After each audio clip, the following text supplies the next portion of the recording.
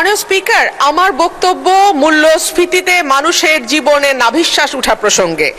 180 দিনের অগ্রাধিকার তালিকার মধ্যে এই সরকারের প্রথম 3টি কাজের একটি ছিল আইন শৃঙ্খলার উন্নতি, 2 নম্বরে ছিল দ্রব্যমূল্য নিয়ন্ত্রণ এবং 3 নম্বরে হলো জ্বালানি খাতের নিশ্চয়তা।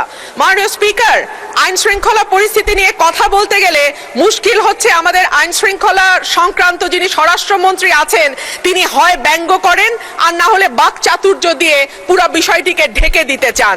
কিন্তু সাধারণ মানুষের সঙ্গে কথা বললে মাননীয় স্পিকার জানা যায় যে বাংলাদেশে পররাষ্ট্র মন্ত্রণালয়ে যেমন 3 জন মন্ত্রী আছেন, 64টা জেলায় 64 জন আইন শৃঙ্খলা বিষয়ক স্বরাষ্ট্রমন্ত্রী থাকলে কেবল মন্দ হতো না বাংলাদেশের আইন শৃঙ্খলা পরিস্থিতির এতই ভালো অবস্থা। আর মাননীয় স্পিকার, জ্বালানি নিয়ে আর কি বলবো, তেল আর গ্যাস আর বিদ্যুতের ব্যাপারে মানুষ বলে, দুষ্ট লোকে বলে, অবশ্য ভালো লোক না, টুকু আসে টুকু যায়, এই আসে এই যায়, কতক্ষণ থাকে তারা নাকি বুঝতে পারে না। এইবার আসে মাননীয় স্পিকার, যখন তেলের দাম বাড়ছে, যখন বিদ্যুৎ হাহাকার এবং যখন গ্যাস পাওয়া যায় না, তখন 1 কোটি নতুন কর্মসংস্থান সৃষ্টি করবে বলে যেই সরকার প্রতিশ্রুতি দিয়েছিল নির্বাচনে, সেই সরকার ক্ষমতায় আসার 6 মাসের মধ্যে 62,000 লোক তাদের চাকরি হারিয়েছে আর 900-র উপরে কলকারখানা বন্ধ হয়ে গেছে। সো নতুন আর কর্মসংস্থান কি তৈরি হবে মাননীয় স্পিকার? যারা আছেন চাকরি করছেন তাদের চাকরি আর কতদিন থাকে আল্লাহ মাবুদে জানে।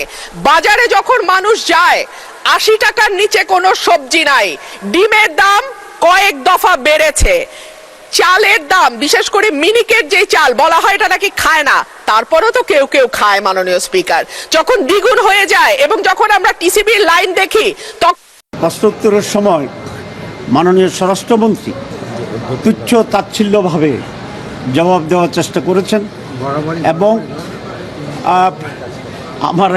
আমাদের এক মাননীয় কর্মী বলছেন উনি বরাবরই এটা করেন এবং উনি নানা কমেন্ট করে বিরোধী দলের সদস্যদের বক্তব্যকে উপেক্ষা করার জন্য চেষ্টা করেন এবং আজকে উনি এটা এরকম কথাই বলেছেন যে এইসব এগুলো পল্টন না, এটা শাহবাগ না। এটা ওনার মনে রাখা উচিত ছিল আজকে যে উনি স্বরাষ্ট্রমন্ত্রী, এটা শাহবাগের প্রোডাক্ট, উনি শাহবাগে ওনাকে আজকের স্বরাষ্ট্রমন্ত্রী বানিয়েছে। 2 নম্বর হচ্ছে এক একজনের বক্তব্যের স্টাইল একরকম। আমরা কিন্তু ওনার বক্তৃতার ব্যাপারে বহু কমেন্ট করতে পারি, কিন্তু আমরা যেহেতু একটি কালচার্ড সিভিলাইজড একটা সংসদ তৈরি করার জন্য চেষ্টা করছি, সেই জন্য আমরা সমালোচনা করি। কিন্তু আপনারা দেখবেন আমাদের বিরোধী নেতা আমির জামাত থেকে শুরু করে আমাদের সিনিয়র নেতৃবৃন্দ যখন বক্তব্য রাখেন, আমরা প্রত্যেকটি শব্দ বাক্যের দিকে লক্ষ্য রাখি যেটা সংসদকে কোনোভাবে যেন হীন বা কলুষিত করতে না পারে। স্যান্ডেলিনা সো, রূপচর্চায় আভিজাত্য।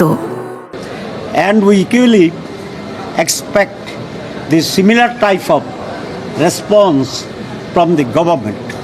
কিন্তু গভর্নমেন্ট এমনভাবে আচরণ করছে মনে হয় যেন তাদের ভিতরে এক ধরনের অহমিকা এবং একক নেতৃত্ব এবং কর্তৃত্বের এক ধরনের এবং দলীয়করণের চরম দলীয়করণের অবস্থা হচ্ছে। আপনারা জানেন অতীতে কোনো কর্পোরেশনে দলীয় লোককে নিয়োগ করা হয় না, কারণ এগুলো পরিচালনার জন্য টেকনিক্যাল লোকের প্রয়োজন হয়। একদম সব জায়গায় তারা নিজস্ব দলের লোকদেরকে বসিয়ে দিয়েছে। এটা আরেকটা চ্যাপ্টার, এটা বললেই আরেকটা সাংবাদিক সম্মেলন বা আরেকটা সময় দরকার, but you know all this things.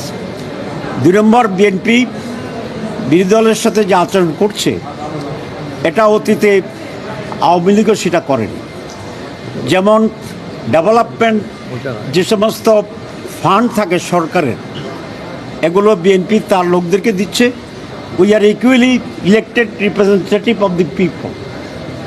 আমরা লক্ষ লক্ষ ভোট পেয়ে কিন্তু নির্বাচিত হয়েছি, কিন্তু বিরোধী দলের এমপিদেরকে এ সমস্ত বরাদ্দ দেওয়া হচ্ছে না, ডেভেলপমেন্ট প্রোগ্রাম থেকে বঞ্চিত করা হচ্ছে। আমাদের পুরো আন্দোলন ছিল বৈষম্য বিরোধী আন্দোলন, আর এই বৈষম্যের চ্যাম্পিয়ন হয়ে যাচ্ছে বিএনপি। মহিলাদের যারা আমাদের সংরক্ষিত মহিলা আছেন, এমপি হয়েছেন, সরকারি লোকদেরকে তারা দিচ্ছে, আমাদের লোকদেরকে, আমাদের মাননীয় মহিলা এমপিদেরকে তেমন কোনো বাজেট অ্যালোকেশন করেনি। আমরা পার্লামেন্টের সমালোচনা করার পরে দু এক জায়গায় টুকটাক করে দিয়েছে, কিন্তু স্টিল বঞ্চিত করা হয়। লাস্টলি আমরা এখন পার্লামেন্ট থেকে আমরা ওয়াক আউট করেছি। আমরা কেন ওয়াক আউট করেছি? আজকে দুইবার ওয়াক আউট করার মতো পরিস্থিতি তৈরি হয়েছিল। একবার হচ্ছে মাননীয় স্বরাষ্ট্রমন্ত্রীর যে বক্তব্যের জবাবে ভিতরে আমাদের মাননীয় এমপিগণ যথেষ্ট প্রটেস্ট করেছে, কিন্তু এটা এত গুরুতর ছিল, আমরা যদি ওয়াক আউট করতাম ইট উড বি জাস্টিফাইড, কিন্তু আমরা সেটা করিনি।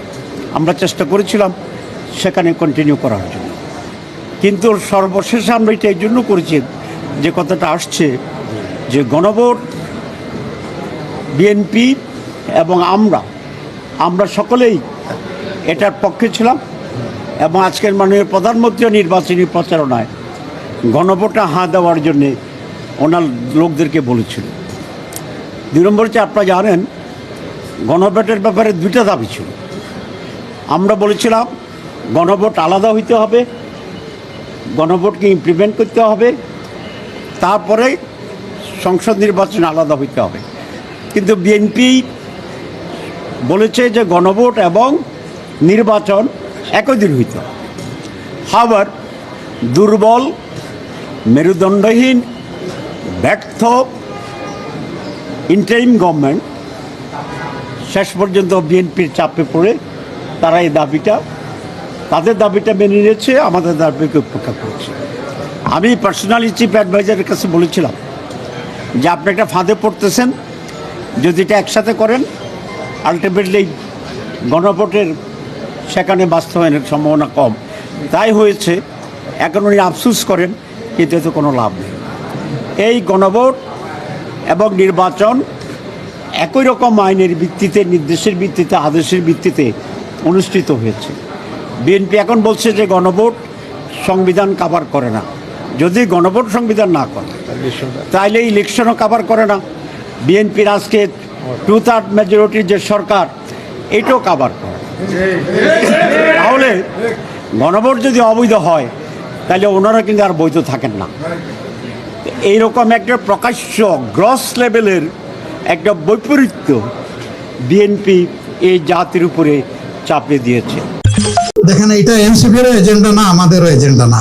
মানে যার বাড়িতে বিয়ে তার কোনো ঠেকা নাই আর পাড়াপড়শির ঘুম নাই, এরকম আর কি বিষয়টা না। আমরা তো সেই অর্থের কোনো ফর্মাল জোট না, আমরা একটা নির্বাচনী ঐক্য করেছি, আর এখন জনগণের স্বার্থে আমরা একসাথে